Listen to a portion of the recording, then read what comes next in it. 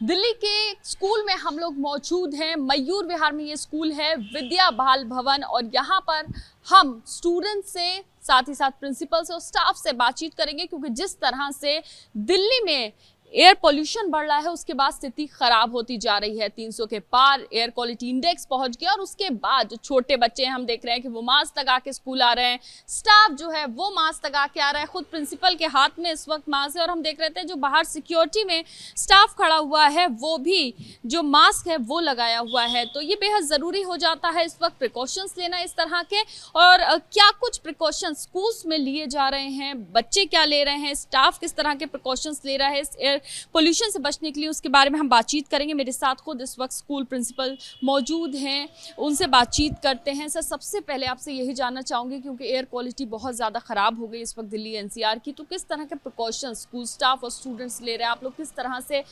बच्चों को गाइड कर रहे हैं इसको लेकर? देखिए, पिछले 2 दिनों से जो एयर क्वालिटी की ख़राब पोजीशन हुई उसको देखते हुए हमने कल भी मास्क वितरित किए नर्सरी क्लास से 5वीं क्लास तक के बच्चों के लिए, और उम्मीद की थी कि कल से या तो स्कूल बंद होंगे, और अगर बंद नहीं होते तो बच्चे मास्क पहन के आएंगे। आज 6ठी से 12वीं क्लास तक के बच्चे आए हैं, उन्हें भी कल तक हमने ये सारी चीज़ें बताई, और साथ में जो बाहरी एक्टिविटी है उसको बंद किया।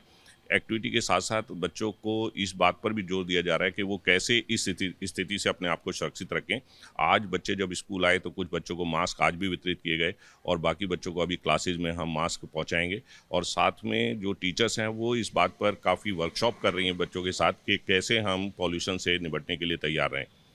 से पोल्यूशन से निपटे, क्योंकि अब दिल्ली एनसीआर में ये कोई नई बात नहीं है। सालों से अब हर शख्स इस चीज़ से जूझ रहा है, इस चीज़ को महसूस कर पा रहा है, क्योंकि जब आप घर से निकलते हैं तो हवा इतनी ख़राब है कि आपको सांस लेने में परेशानी होती है, आंखों में जलन होती है। ये समस्याएं अब कोई नई नहीं है दिल्ली एनसीआर वालों के लिए, अब हर साल कुछ यही परेशानी लोग झेलते हैं। यहाँ कुछ बच्चे हैं, उनसे बातचीत कर लेते हैं। आप लोग जब सुबह स्कूल आते हैं तो क्योंकि आबो हवा काफ़ी ख़राब है, एयर पोल्यूशन बहुत ज़्यादा है, तो कितनी परेशानी आप लोगों को होती है? हमें काफ़ी ज़्यादा आँख में जलन होती है, और अब तो कफ़ कोल्ड भी बहुत ज़्यादा होता है इस वजह से, और बहुत मुश्किल हो जाता है फिर। बहुत परेशानी होती है। आपके घर से आपके पेरेंट्स भी सुबह निकलते होंगे, आप लोग भी सुबह स्कूल आते हैं, दिन ब दिन जो पोल्यूशन की परेशानी है, समस्या है, वो बहुत ज़्यादा बढ़ रही है। तो किस तरह से, आप छोटे बच्चे हो तो क्या समझ में आपको इससे आता है, किस तरह की प्रॉब्लम्स आपको इससे होती है? अब जिसका स्कूल से घर डिस्टेंस है उनको तो परेशानी बहुत होती है, बसेस ट्रैवलिंग में बहुत दिक्कत होती है, तो मास्क पहनिए और सेफ रहिए।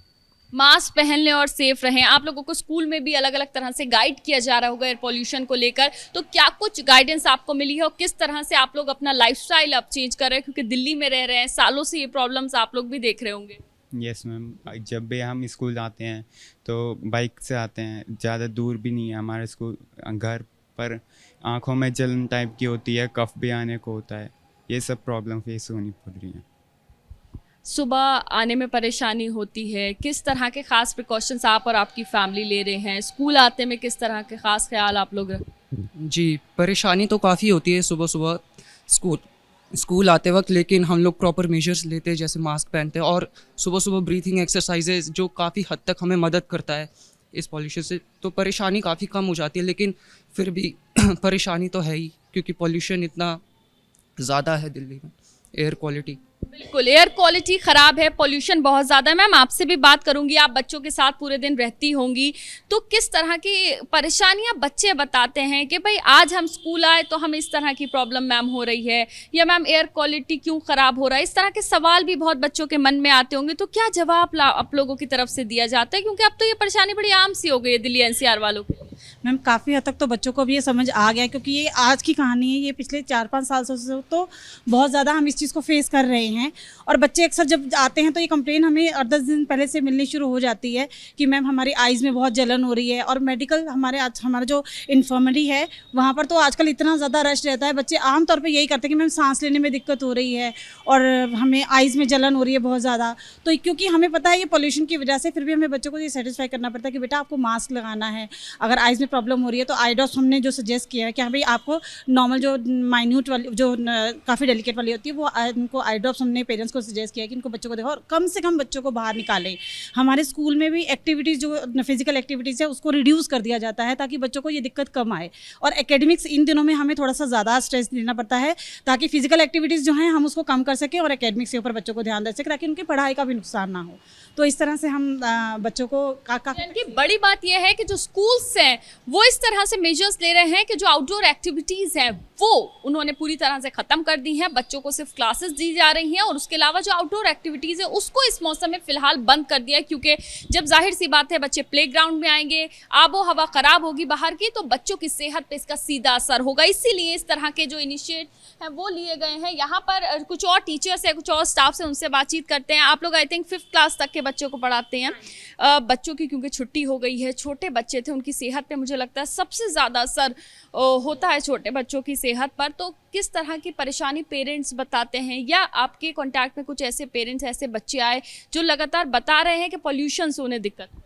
बिल्कुल ऐसी कंप्लेंट्स आए दिन पेरेंट्स कर रहे हैं बच्चों के रिगार्डिंग, क्योंकि उनकी आइज़ में मेन प्रॉब्लम हो रही है, उनके गले में पेन हो रहा है। एंड जब हम स्ट्रेंथ देखते हैं क्लास की, डे बाय डे वो घटती जा रही है, बिकॉज कभी किसी को फीवर हो रहा है, कभी ये सारे सिम्टम्स आते हैं जब पोल्यूशन बढ़ रहा है। और अभी पिछले 1-2 दिन से काफ़ी स्ट्रेंथ भी रिड्यूस हो रही है, जस्ट बिकॉज पेरेंट्स भेजना नहीं चाह रहे हैं बच्चों को बाहर पोल्यूशन की वजह से। तो वो प्रेफर कर रहे हैं कि बच्चे घर पर रहें, सेफ़ रहें।